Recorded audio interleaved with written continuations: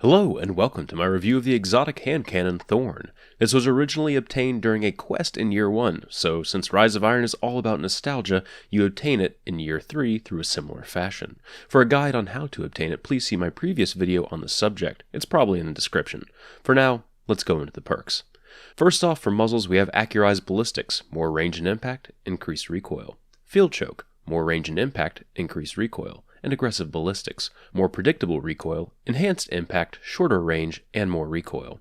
Up until the most recent nerf, you could pretty much use any of these ballistics. Aggressive was the better choice since it upped the damage by a noticeable amount, but in the most recent patch, Thorn had its range reduced by 25, so now the only options are Accurized Ballistics or Field Choke. The recoil patterns are pretty similar, so play around with them and see which one you like more. I usually end up going for Accurized Ballistics though. I would suggest you not going for Aggressive Ballistics since the range reduction kills the consistency of the gun, even though it does have a better recoil pattern. The next perk is Final Round, which gives the final round in the magazine bonus damage. This is an all-around great perk on any hand cannon. It allows you to 2-tap people in PvP, provided you land both shots as headshots, and great in PvE as well to help take down some of the higher health majors. For stat mod perks, we have Snapshot, which causes you to aim the weapon faster. Send It increases range and accuracy, also makes the weapon slower to handle and reduces ammo capacity. Perfect Balance, this weapon has extremely low recoil. Bungie does some crazy things sometimes, and Thorn was a menace in Year 1 due to the damage over time effect. The only reason Thorn was viable after the damage over time nerf was due to its high base range plus the Send It perk. Now you're forced to take Send It without even considering the other perks in the tree. Hand cannons live and die by the range stat, since a low range stat makes the weapon too unpredictable, and a max range stat will actually make it consistent enough to compete against some of the other primaries. Something I miss about Year 1 hand cannons was their ability to take other interesting stat mod perks like Stability or Quick Draw or Faster Reload, and numerous other types of perks. Now it's either get the range over 60 or you're better off dismantling the gun. I know I'm ranting. Use Send It to increase the range. It's kind of a cruel joke that the only usable stat mod perk also decreases the ammo stat on the gun, since hand cannons are really well known for their ammo conservation. The final perk is Mark of the Devourer, which causes your rounds to overpenetrate targets and leave the damage over time effect on targets.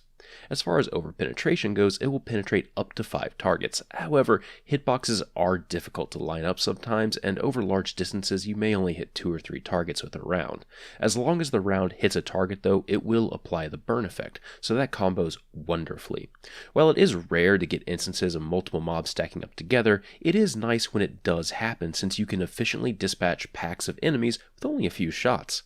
The burn effect has been changed since its original Year 1 incarnation as well. What happens now is the burn effect will be applied, and any shot after that will apply a new version of the burn effect. So if you rapidly shoot an enemy, you're going to see a lot of number spam until the burn effect starts to fall off.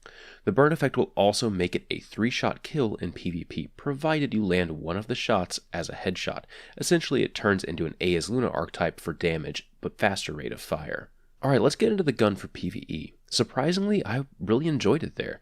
The utility of the burn is just unmatched. It will keep shields down on mobs in between reloads, finish off low health mobs, especially when you hit multiple targets with a single round, and has some wonderful properties on Cabal Phalanx shields. I just love spamming their giant immunity shields but watching them get slowly eaten away by the burn effect. The changes to the way the burn is applied to targets really makes this gun work in PvE. I cannot stress that enough. Normally the 9-round magazine would be something I'm lukewarm about, but the base reload speed of the gun is great, and coupling it with reload gauntlets really makes the reloads between fights a non-issue. Add in the bonus round damage on the final round and you're getting a ton of value for emptying that magazine. The only real issue I have with Thorn in PvE is its range. While it isn't crippling, it certainly is frustrating to try a hit and headshot and get met with a body shot. A lot of times that can mean the difference between a dead mob and you having to reload another magazine to kill a target. The burn does mitigate this some, since it does the same damage regardless of range, but still if I'm spec'd for max range and aim on something's head, I kind of expect it to hit it as long as I'm within a reasonable range. With all that being said, Thorn is still a decent primary to use in PvE. It won't be outperforming things like Outbreak Prime or a PvE rolled scout rifle, but it isn't going to be completely detrimental to you. In fact, one can really argue that the utility of the burn is worth taking up your exotic slot for the most part. Alright, now time for PvP. I suppose I should start this off with a small disclaimer. I personally dislike damage over time effects in PvP since it is a very powerful ability.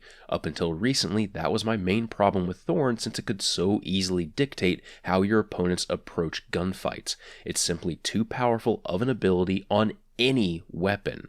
Abilities like grenades and melees I can completely understand since those typically have longer cooldowns and you can sometimes miss with those.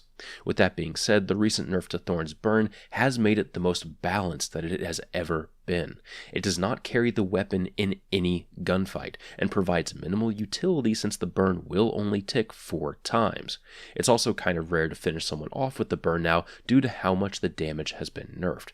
Shields will not be kept down for extended periods of time either due to this.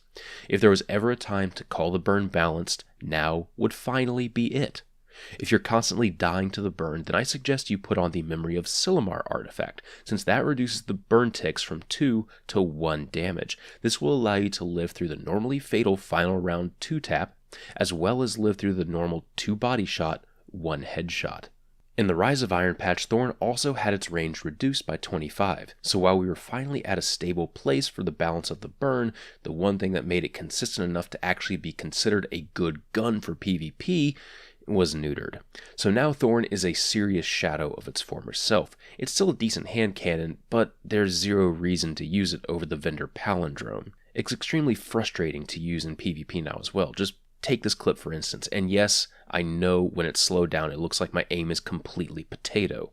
What the footage doesn't convey is the feedback I'm getting from the aim assist of the weapon. Every single one of these shots feel like they locked onto the target, which is why I took the shot in the first place. If you're an experienced hand cannon user, then you'll probably know this feeling all too well. I mean, I still win the fight after just stopping, letting the gun rest, and landing a headshot, but still, that's really frustrating to have the gun's feeling be kind of counteractive to what it actually does. It's a shame because I've always loved the recoil and sights of Thorn. I never used it because I was extremely opposed to the burn in its original state. Now that we have a Year 3 version, I'm kind of sad it never got its chance to truly shine as the feared weapon it used to be. Hopefully the range nerf can be reverted so newer players can understand on some level how good of a gun it can be. I hope you found this video helpful, and I'll see you next time.